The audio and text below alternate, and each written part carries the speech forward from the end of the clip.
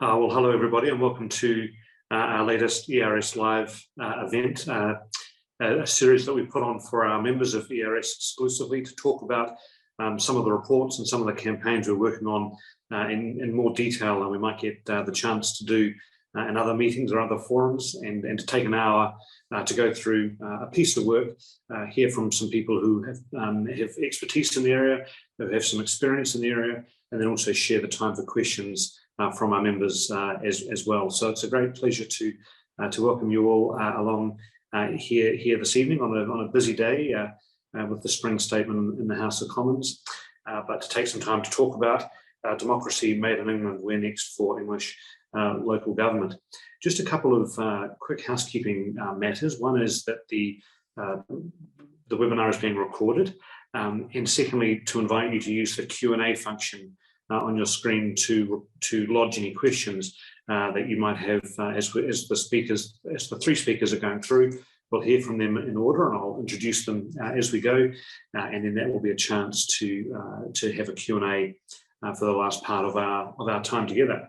So big thank you to my ERS colleagues for putting all this together, and for thinking of more ways to involve our members in our work and to report back to you, so that you know the investment you're making being part of the society, the oldest democracy organisation in the world, fighting for voting reform, is worth your while. And one of the big things that we're so excited about with this report is that it takes a topic that's very much taking place in political debate around England, and it inserts ERS topics into that, rather than the other way around of just trying to put out material and hope that people pick it up.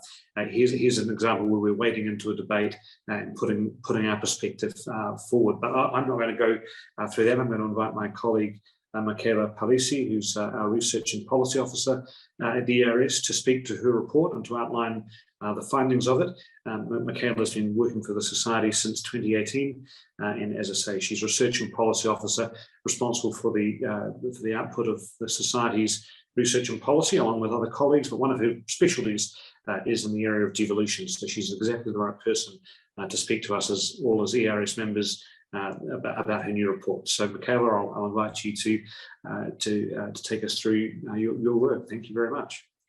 So, as Darren said, I'm Michela, and I'm the Research and Policy Officer at the Electoral Reform Society, and I'm delighted to be speaking to you all this evening and presenting some of the findings of our latest report, Democracy Made in England. And I just wanted to thank all the members and supported who funded this piece of work. So, local government in England is an often overlooked area of electoral reform that has the potential to change our politics just as significantly as PR for the House of Commons.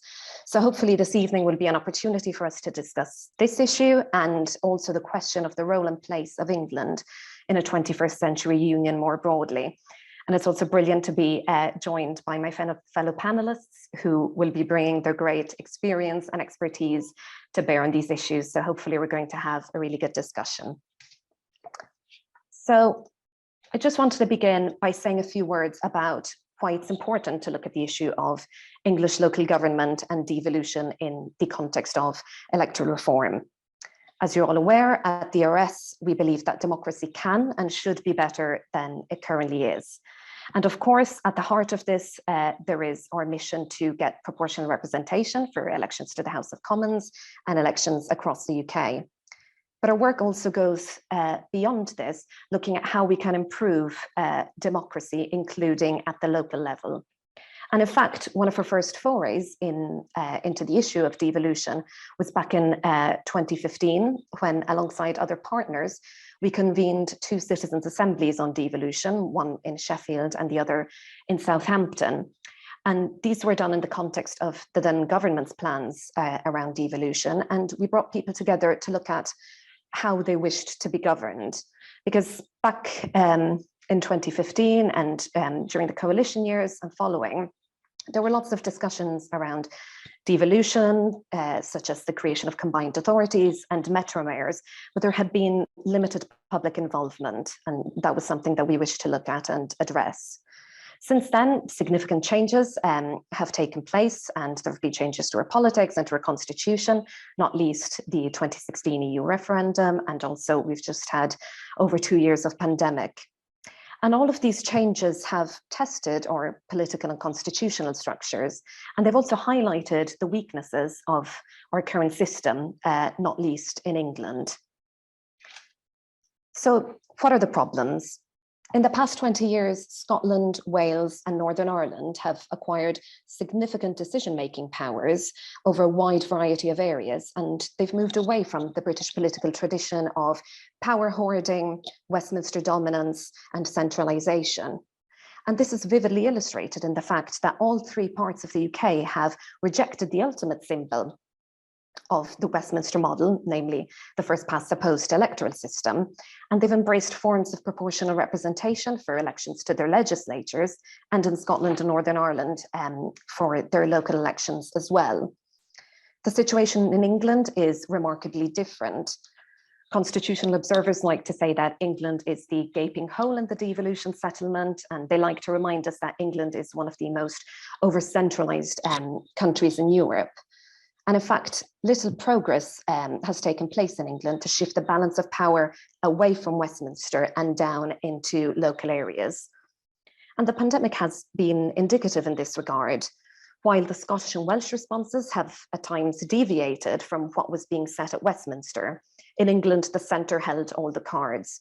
Who could forget the image of Metro Mayor Andy Burnham finding out on live TV while he was giving a press conference that Manchester was being placed into a higher tier of restrictions. So England still continues to be governed primarily from Westminster. Local areas have very little power to affect change at the local level, and local communities have very little say over how they wish to be governed. The powers, resources, and autonomy that local areas enjoy is completely at the discretion of the centre in England.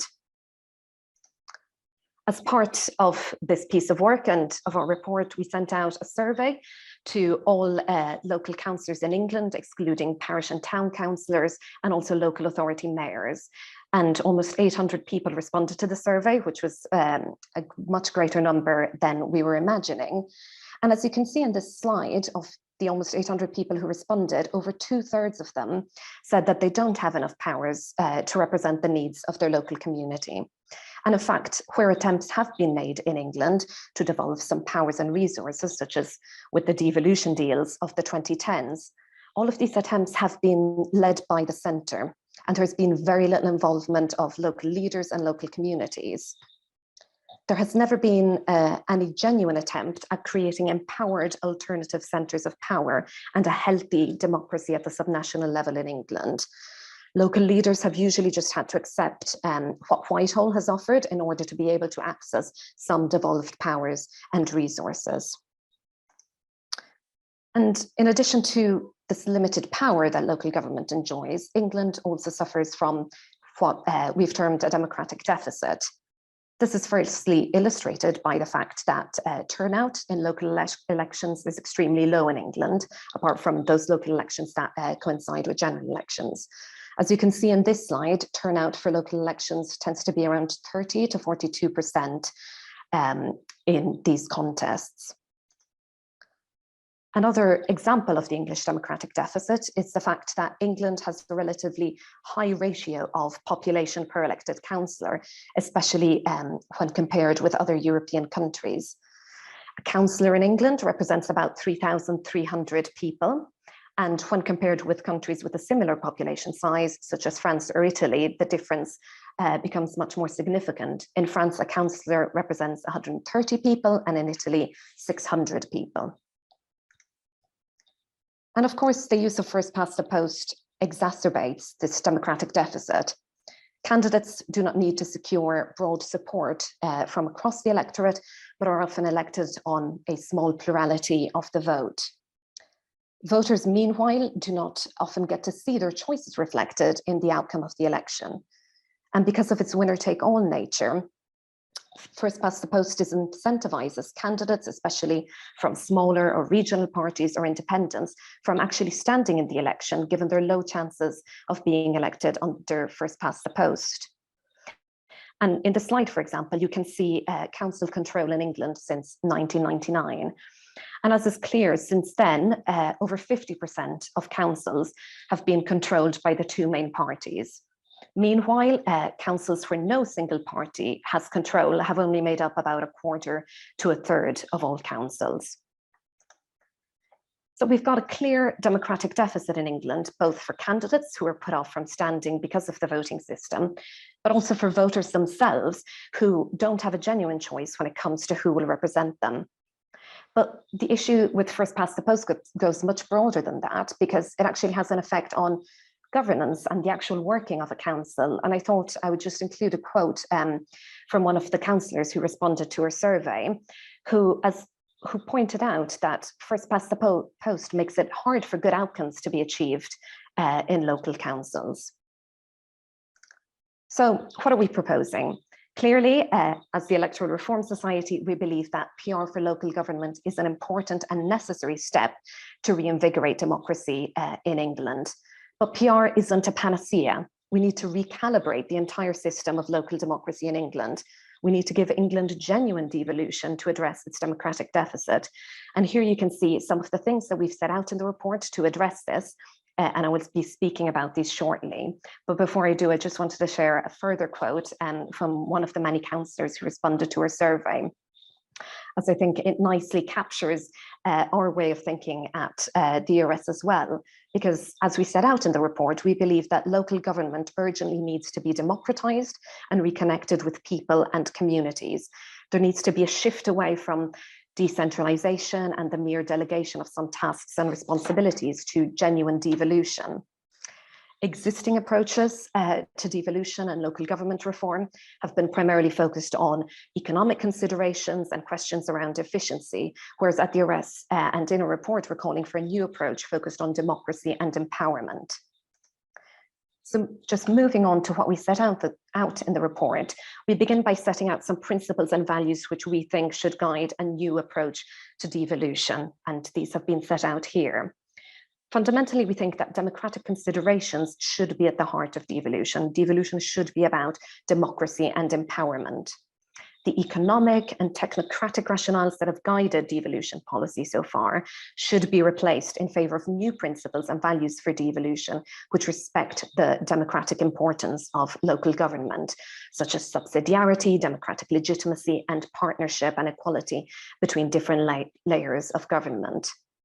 In terms of values, we think that local government should be empowered.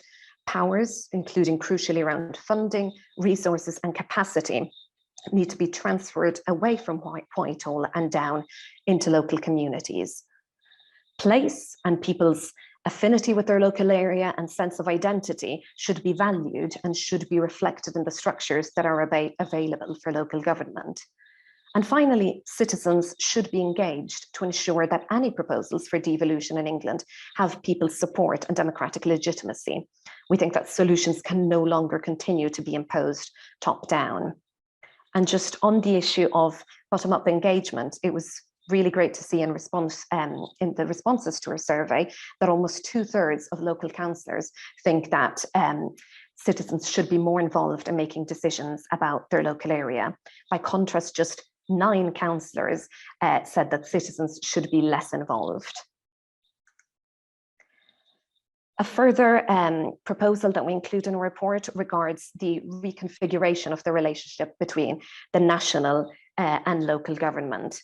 We think that the centre just cannot continue to hold all the cards. And so we're calling for a new framework for devolution, which clarifies that devolution is the default position.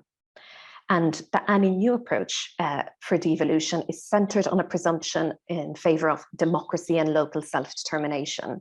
And here you can see that the councillors who responded to our survey agreed. A whopping 70% of them said that decisions should be made in partnership between central and local government and then implemented locally. In terms of more concrete options for reform, of course, we think that we need PR for English local government elections. The undemocratic anomaly, which means that elections in England outside those taking place for the London Assembly take place under first past the post, should be addressed. proportional representation for local elections, as is already the case in Scotland and Northern Ireland, would reinvigorate local democracy in England. It would end the proliferation of one-party states, of single-party control in councils, and it would open up councils to a diversity of voices. And Scotland is already leading the way in this regard. In 2007, Scotland moved from first past the post to the single transferable vote form of proportional representation for the local elections. And as you can see in this slide, there has been a complete reversal of council control in Scotland, and the impact of proportional representation has been significant in this regard. Since 2007, on average, about 80 to 90% of councils have had no single party control since the single transferable vote was introduced. And in England, we already have many multi-member wards, so we think that the move to proportional representation and to the single transferable vote in particular would be relatively straightforward to implement. And finally, we think that relations between the centre and the localities and among the localities themselves need to be improved. Local areas should be represented in the national arena. And for this reason, we think that an elected second chamber would be a way to allow for the fair and equal representation of the UK's nations, regions, and localities, a place where they can all come together to discuss cross-border or sub-national issues. And at the same time, areas should be empowered and have spaces where they can coordinate and work with one another on issues of common interest and concern. So just to conclude with a couple of words on what next. Firstly, we think that the issue of levelling up, of tackling inequality in England, including democratic inequality, and just what to do about England's place in the Union is not going to go away anytime soon, given developments in the other parts of the UK and increasing debate around the future of the Union in a 21st century. The government has recently published their long-awaited Levelling Up white paper, and this was a very welcome intervention in this space, as in the white paper, they set out their commitment to widen and deepen devolution in England, including moving beyond the metropolitan areas, which to date have been the main beneficiaries of additional powers and resources. So in this context, the task is to ensure that democracy, representation, and place are at the heart both of the implementation of the Levelling Up white paper, but also of the increased discussions around the place and role of England. It is time for England to rediscover genuine local self-government, and we need political will and commitment to deliver true democracy for England. Thank you very much for listening, and you can find our report on our website. Well, thank you very much, Michela, for taking us through the report, which has been available now on our website for a little while. We wrote to members to say it was available, but I think when you hear from the report author like that, putting it all together and explaining how we got to that point is really interesting. And I think the survey work of all those councillors in particular really helps to give the report a dynamic of its own. Last week, Michela did that presentation for the all-party parliamentary group of MPs on proportional representation at the House of Commons. We had that on Zoom as well, as so many things are, and obviously the devolution discussion has been going on for a while now, but the MPs really picked up on what these sort of issues and the democratic elements mean with the Levelling Up agenda, which has come into the political lexicon of more recent times. So I think it's a really well-timed report. Thank you, Michela. And we'll obviously hear again from you during the Q&A section. Remember the tab for Q&A on your screens there. Next, I'd like to introduce you to Arianna Giovannini, who is an associate professor and reader in local government and public policy at the Department of Politics, People and Place at Montfort University. Arianna has responsibilities there for local government research and urban research. And at the moment, she's also got an additional responsibility to her already substantial workload, where she's the interim director for IPPR North, leading think tank in the north of England, which is really adding an important voice to the world of think tanks and policy and political discussion. So we're really delighted that you could join us, and we'd like to hear your reflections on the report. Thanks very much, both you and Michela, for having me today. And I wanted to congratulate the Electoral Reform for Society for what is a fantastic new report. There is very much, there is very much to agree with what Michela said when she was summarizing the key kind of points that emerge from the report. Devolution in England must be comprehensively reformed, and this is the right time to start, taking this matter seriously and do something to make sure that the government changes its approach. In particular, I found that the kind of recommendations and ideas for reform that the report puts forward are very much, very important, and also spot on in many respects. That idea of having a set of democratic principles that should become embedded is a very, very important one, because there is first and foremost a need to change the culture, especially within central government, when it comes to understanding why devolution matters. So I found your recommendations in that respect very much welcome.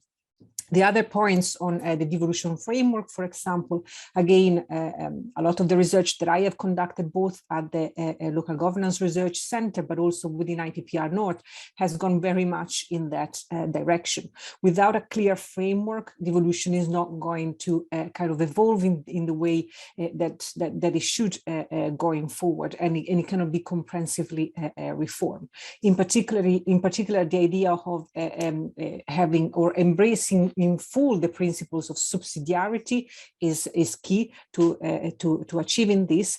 And in my view, personally, also the idea of flexibility should be part of a devolution framework. This is because what we've seen so far, every time the government has tried to put forward any sort of devolution framework, as it is the case, for example, in the recent Levelling Up white paper, is that no matter what, at the end of the day, that framework comes from the center and is imposed from the top down.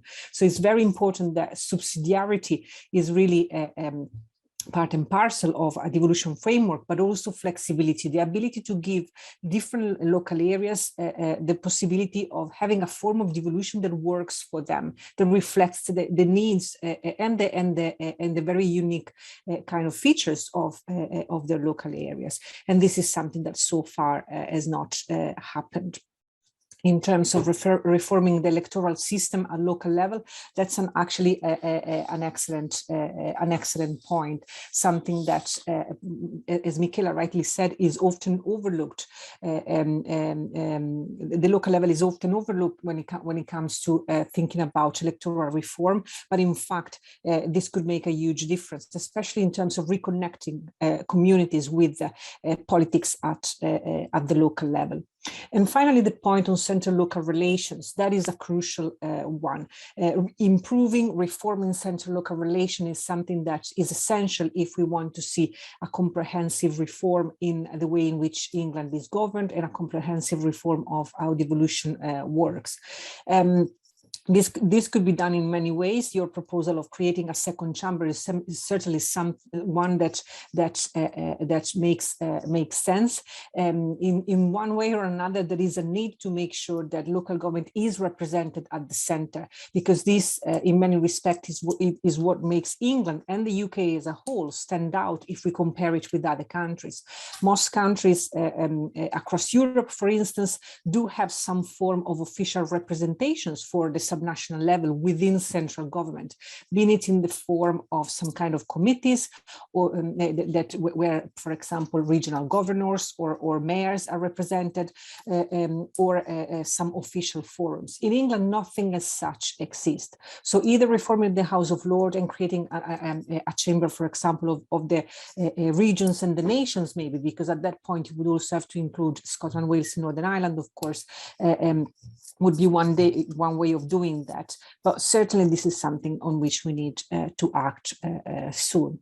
And finally, I agree in particular with the overall goal, also I read it, that kind of underpins the entire report, which is making sure that devolution becomes the default position when we think about the governance of England. And this is like a crucial point and something we should aim to achieve. As the report highlights, devolution is a journey, and indeed it is it is really a journey. But the problem is that so far it has been a journey without a clear roadmap. And this has led to a rather erratic path for devolution. And this is something that needs to change. That's why a framework is very important. And that's why so many hopes were put into the publication of the Levelling Up white paper.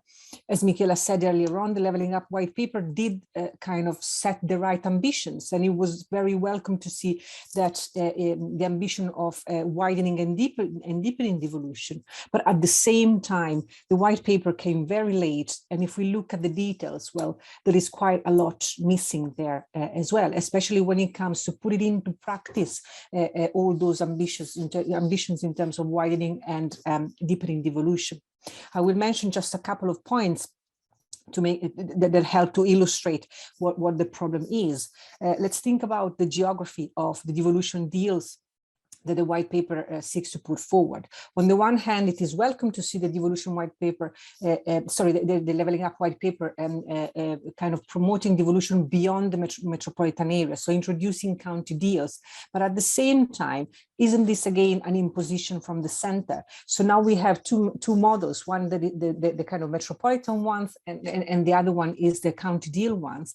But both of them seem to be connected also with the imposition of metro mayors. And so again, where is the local voice there? Where is the kind of that dimension, that flexibility that is needed for local communities to decide what is the geography that works for them and that reflects, for example, their identities, and not just artificial functional economic geographies or boundaries that have been set by central government.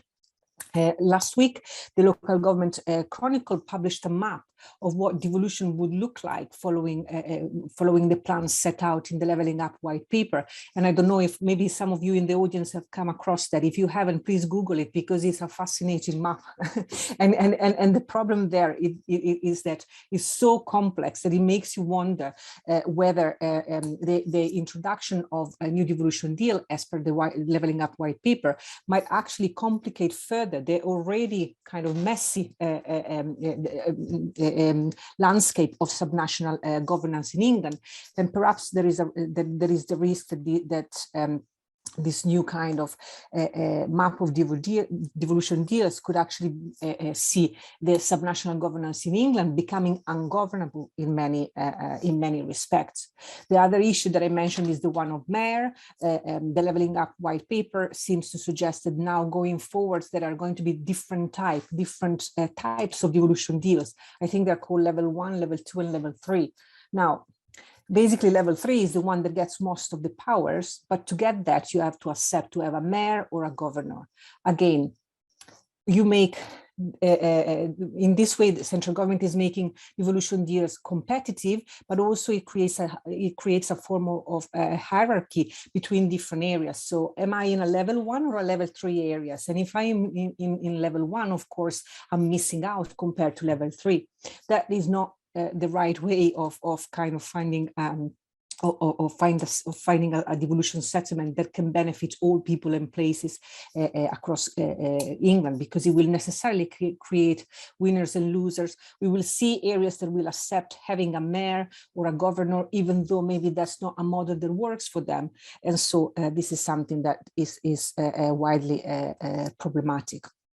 I think I'll stop here because I could go on, but I'll stop here because these are just, there are quite a few issues to address. And I'll close with just with a genuine question. As I said, there is very much to agree with when we look at the kind of reforms that have been proposed in this excellent report. It is interesting to see that there is a growing group of voices that are actually calling for similar kind of reforms. For example, APSI's Local Government Commission report, Local by Default, made some similar claims. Unlock Democracy's report on the future of local government in England made some similar suggestions. IPPR North has made some similar suggestions. So it's clear that there is a need to reform devolution, to make devolution work, to make it embedded in the system of governance in England, and make it like the default system of governance in England. But central government is clearly still not listening. So what is it that we can do collectively to kind of make sure that this can be changed, and that at last local government really embraces devolution in full? Thanks very much. I'll just leave that question there.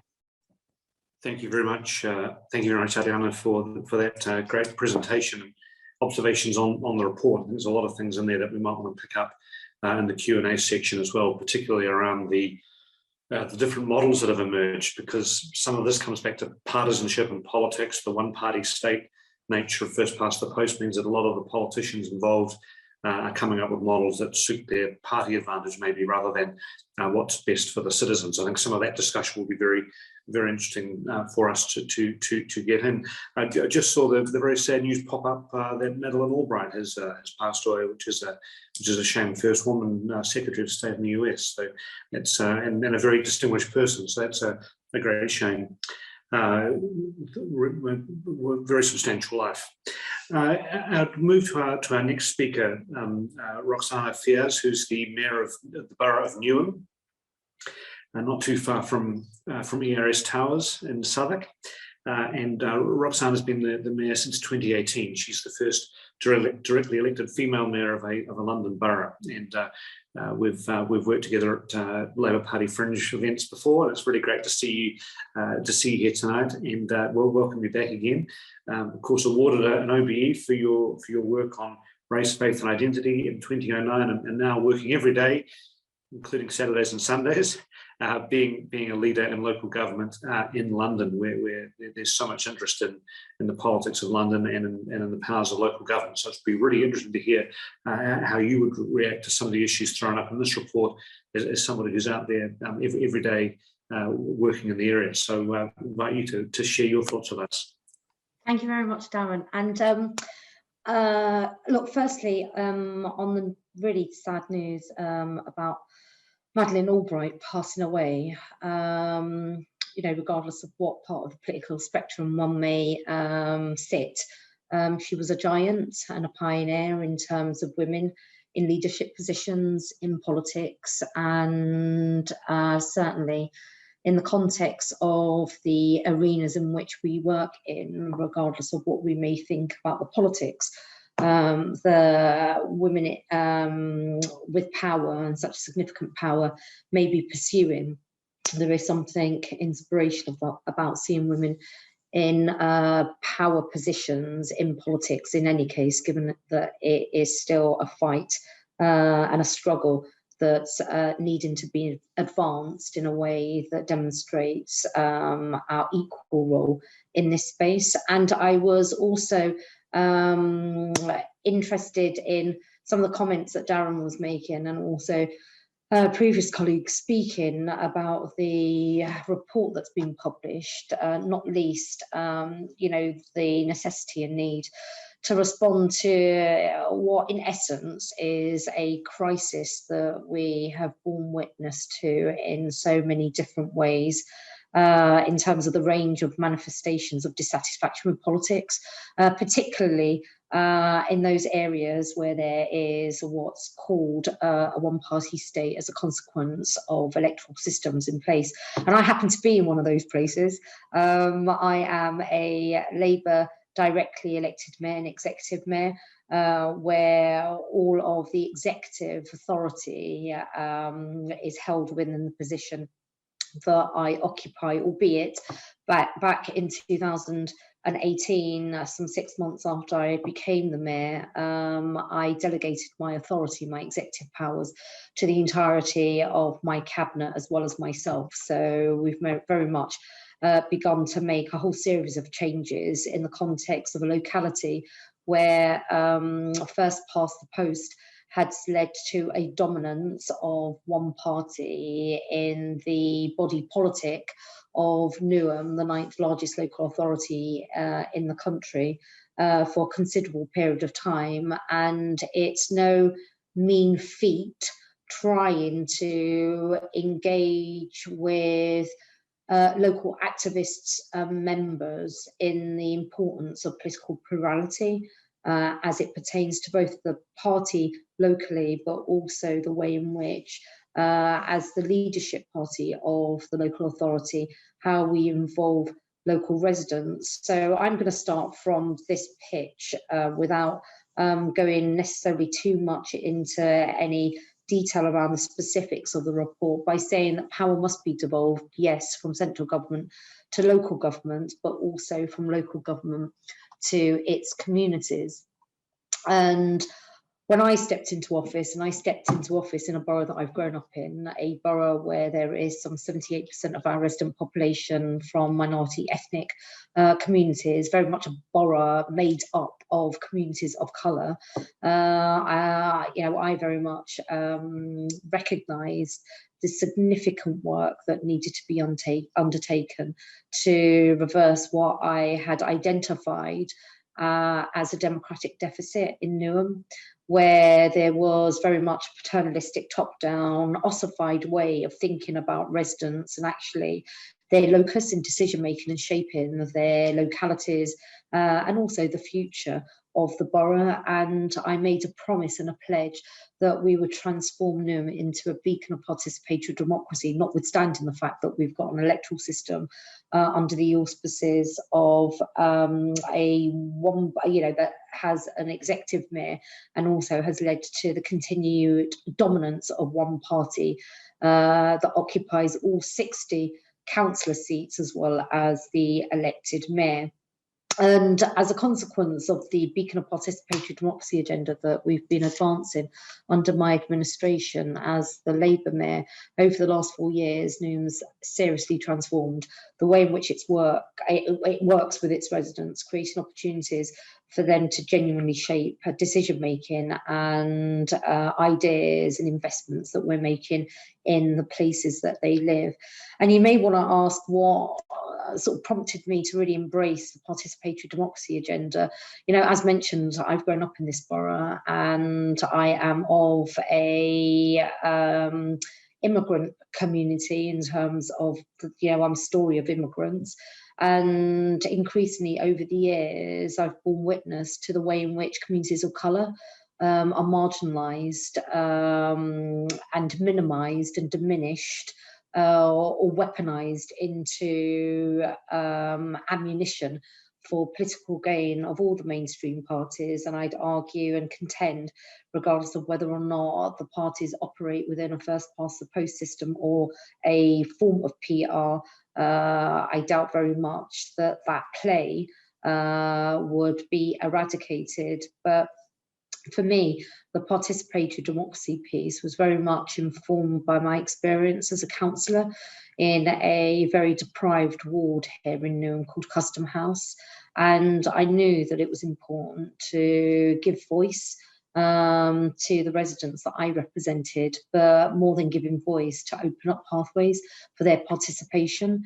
And as we all know, democracy is the bedrock of our society. And at best, and what I am inspiring to embed in Newham, is enabling our communities to feel a collective ownership over the places that they live, and that we need to collectively and collaboratively work together to shape its future. And what we have put in place through the involving people in decision making is the stimulation of social action and involvement, which contributes to a sense of well-being, togetherness, cohesion of our communities, but also a sense that there's a stake that they have. We are a borough where some 68% of our resident population live in the private rented sector, huge amounts of churn. And one of our challenges as a local authority is how do you embed and hardwire a sense of cohesion as being part of Newham. But as I've mentioned, democracy too often feels really distant to people and their lives, because decisions are being made in small committee rooms or using procedures and governance arrangements that are so far removed from the normality of day-to-day life. And yes, that is in part due to the massive centralisation in our country, where big decisions are made in Westminster and Whitehall, but it's also led to the evolution of a local government arrangement that similarly mirrors that type of behaviour, where there's a centralisation in localities. And so for me, through our participatory democracy agenda, really keen to, hardwire a bottom-up approach, and that's something that we have been successfully pursuing over the past 4 years. So we've, through the commitment that I made to establish a civic participation and democracy commission that would look at the ways in which we could revive people's involvement in the way in which we do the business of the council, as well as looking at the ways in which we can evolve the executive mayoral model. That was commissioned, and it produced a report way back in 2020, summer of 2020, that led to a referendum the year after. But what we have done, we've implemented permanent citizen assembly. We've got 8 neighbourhood assemblies. I've allocated, through the largest participatory budget exercise anywhere in the country, £1.6 million across 8 neighbourhoods for residents to get involved in initiating project ideas based on themes that residents choose, and that money then gets awarded by resident led panel. The permanent citizen assembly is a cross-section, a representative sample of our population here, using the sortition method that many of you on this webinar will be familiar with. And what we have seen quite demonstrably is a real shift in views and perceptions of the council, from a position where they don't trust the council to 4 years on, where they are seeing the impact, the enabling them to be involved in what we're doing is having in their lives and in their neighbourhoods. And I wanted to just really touch on the centralisation point, outside of the things that I've said about, what we've introduced here locally. And, my experience as the directly elected mayor, notwithstanding the fact that I've delegated my authority to my cabinet, we make collaborative and we make collaborative decisions and formal decisions in the spirit of collective responsibility. We also have the experience of centralisation in terms of the impact of our ambition as an administration for our local people. It's centralisation, as is well known, has had negative effects over the long term across all localities. Local places have to bid for short and fragmented funding, which is siloed by sectors and government departments, whereas budgets should be devolved to local places so that councils, charities, businesses, communities can work together in how best the money can be used, particularly in an authority such as Newham, where under this administration we're pursuing a inclusive economy strategy, and we're really clear about our orientation around outcomes as part of our vision for the borough. And part of what will really bring that to life is enabling us to seize those devolved budgets and work with our local partners, our charities, businesses, to direct that money accordingly. And being able to use investment and powers at a local level is far more effective in enabling the coordination of delivery on the ground in a way that is quicker, more responsive to people's needs, while being able to also plan for the future. And it's also more accountable to residents, as money as investment led by democratically elected bodies can also enable and open up the spend of that money through the participatory mechanisms that I've mentioned before, and also enabling the investment and powers at a local level through that devolution piece lends itself genuinely to that collaborative practice that I've mentioned in terms of the mechanisms and the culture that we're embedding here in Newham. But devolution of power shouldn't just be a transfer of power from one bureaucracy to another. It should be creating new democratic opportunities for people to shape their places and work with the councils to tackle issues together. And that will absolutely require some fundamental cultural practice shifts, from personal experience. I stepped in after 4 years of being a councillor. I became overnight the directly elected mayor of Newham, and I must admit some of the things that I came across in terms of how the bureaucracy works seemed, for want of a better word, curious at best and bonkers at worst.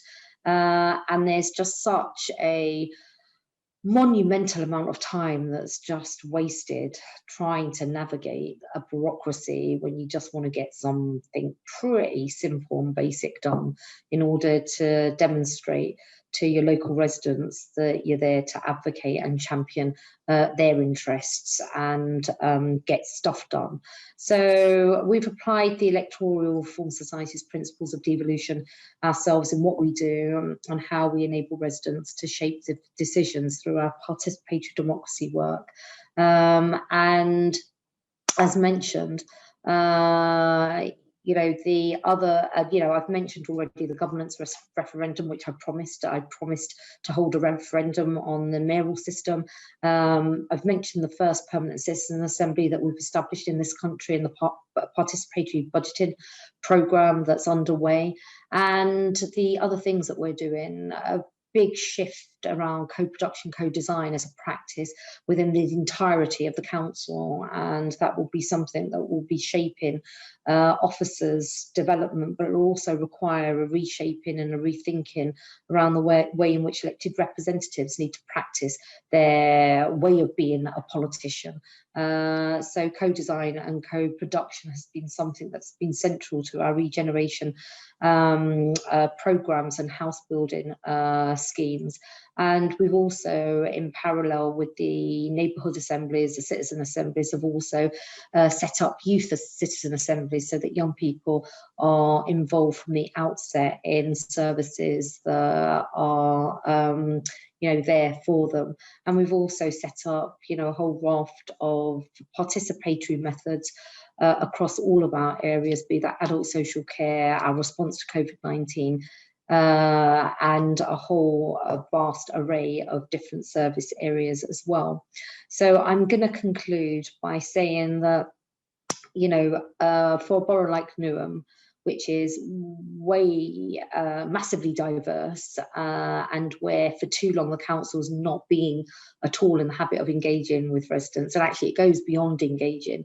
But in a place like Newham, it's really beginning to work, and there's been an interesting experience for me as the executive mayor to see both a organisation which is the 9th largest local authority in the country going through its own sort of journey of transition to being open and embracing of involving people, and similarly our residents who've been so used to the council just being one way or politics just being one way, becoming familiar with this new world order that we've set up here in Newham, in the hope that it will seed out and downwards and spread across East London, London and the rest of the country.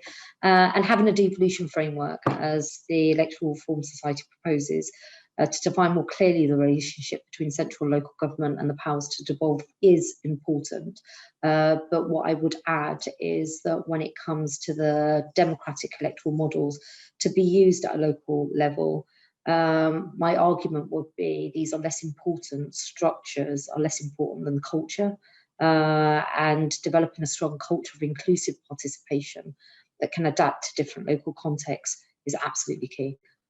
Great, thanks very much for that, Rokhsana. It was great to hear what's going on in your area, and a really good set of initiatives and actually way of thinking, a way of approaching leading and reflecting the needs of residents that I think a lot of other local authorities would be wise to follow. So thank you very much for telling us about that and for linking it so clearly to the things that we've been talking about in this report. But we've got probably about just under 10 minutes left, and so what I thought I'd do is if I could ask each of our three speakers just to take 2 minutes each on a particular question I give them, and then I'll tell you the last question that I'd like you to put one minute or as much as you can into before we have to come off. I think firstly, if we go in the order we came the speakers and Michela. Alex has asked about Scotland under PR at local authorities, where there's no overall control by a single party. Is there evidence that councils are performing better, or that voters are getting a better kind of deal from that? Because probably quite good to start off with that to see whether, you know, if what we're advocating is working. Then maybe if we can go immediately after you've finished on that to Arianna, we've got a question in from Adrian, who's gone and looked at the link that you talked about on the during your talk, and he apologises for being cynical, but he wonders whether the government has made it a flawed plan for devolution, so it's designed to fail. So what your reflections on that might be, and then come back to you, Rokhsana, on a point that's been made by Seamus, a town councillor in Felixstowe, who says, look, maybe it's just easy to get local government PR first of all, and then, you know, with the advantages of that, get on to Westminster, having converted England. So I just wondered what your thoughts might be on, you know, with what's happening in Wales, Scottish example, if we could move on England, how would that help us with our overall campaign for House of Commons reform? And then finally, I'll come back to you all to wrap up on two questions, which I'll turn into one from Vicky about how do we persuade non-conservative opposition parties to adopt some manifesto proposals that will make a difference, and Andy, who's saying what is the path to true local government. So if we can try and squeeze all that in, I know it's a challenge, but if we just go Michela, Arianna, and then to Rokhsana, and I won't interrupt so that we can get as much of that through as possible. Thanks. Excellent, thanks, Darren. I'll be quite brief in my response. With regards to PR in Scotland, that was a really good question. However, I'm going to take the research kind of answer and say it is quite something that is quite hard to measure in terms of performance and voters' feelings of happiness. I think what we can look at, for example, is voters' use of first preference and multiple preferences under STV. And we do see that in Scotland, even like right after STV was introduced, that people were expressing nuanced preferences, which is quite good in terms of an indication of voter choice and happiness with the system.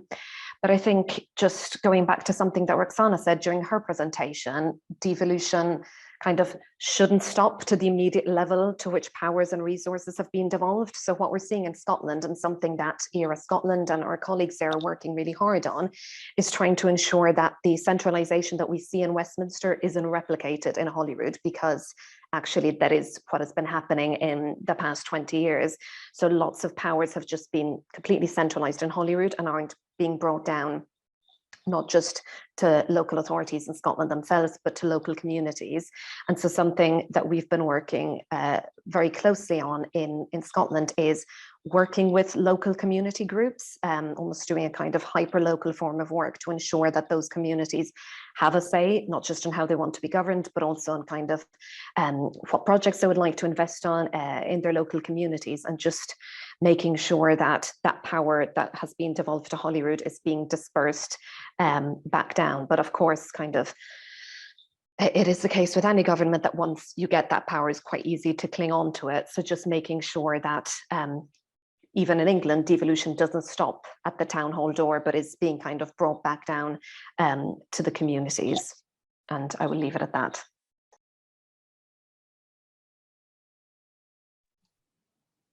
I guess it's my turn, so I'll go next. I'll start by making a brief comment on what you just said, Michela. That links also to a great contribution from Rokhsana as well, because you were mentioning that as a mayor, you found that, you know, when you open up to local communities, there are so many great things that can be done.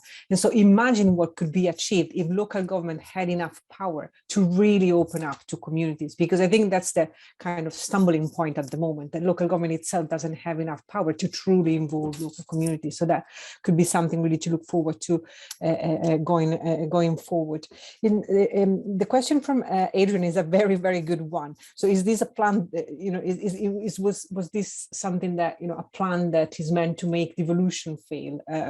Is an interesting question. And again, if we look at the new county deals that are depicted in that map from the local government chronicle that I mentioned earlier on, take the example of Leicester and Leicestershire. So you're going to have, according to the government's plan, a county deal for Leicestershire, with a big hole in the middle, which is the city of Leicester. Now, how do you govern that? How do you make that work in practice in an area where the relationship between the city council in Leicester and the county council are already quite complicated? This is just one example, but this type of things could happen anywhere. My sense is that maybe the government didn't necessarily want to set up a plan that is meant to fail, but perhaps they lack that understanding of how local politics works on the ground. And that's why they come up with plans that may run the risk of not working on the ground. And that is why it's so important to follow up on that recommendation that the Electoral Reform Society report makes, that local government should be involved in any decision that concerns devolution, because obviously this is the obvious way to make sure that these type of things do not actually happen. The other risk is that by giving too much power to central government in deciding how devolution deals work, not only they could fail, but this could also be used as a way for central government to pass down the blame on the local level if something goes wrong. And as I just said, it is very likely that things might go wrong in many respects. And so this could be an obstacle to further devolution going forward, because the government could say, well, the government could say to local authorities, well, we gave you devolution, we gave you the opportunity to get more devolution, but you didn't make it work, so we are taking power back. That's a big risk and something that should be avoided. So having a direct voice from local government into any decision that concerns devolution is essential to make sure that it works going forward.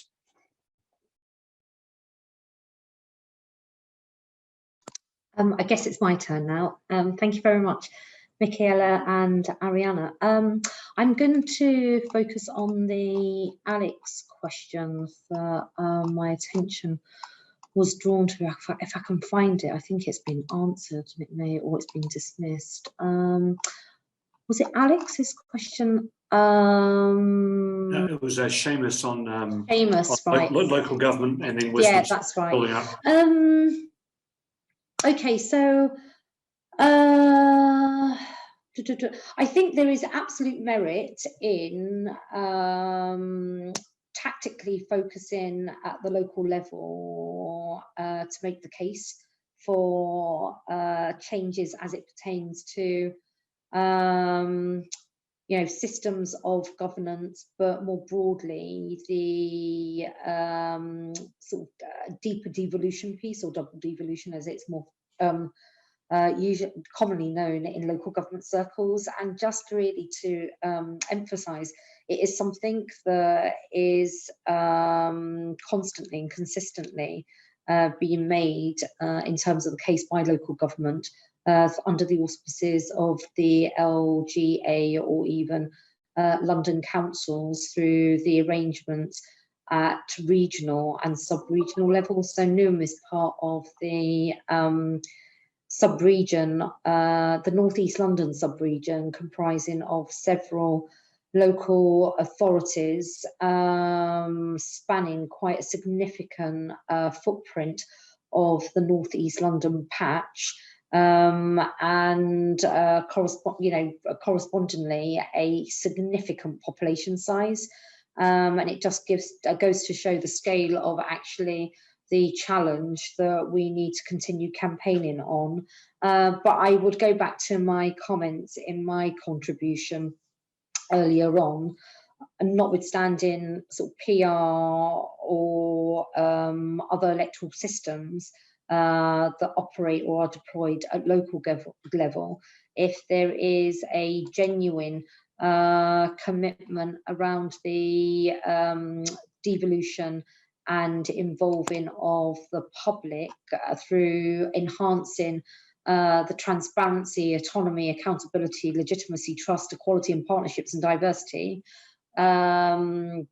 those cultural modes of operation that need to change, and those need to be embraced by all political parties regardless, and all bureaucracies regardless of what electoral model is in place. Whereas, but I would accept on subsidiarity, that's something that could be potentially more readily achieved under PR. So I'll conclude there.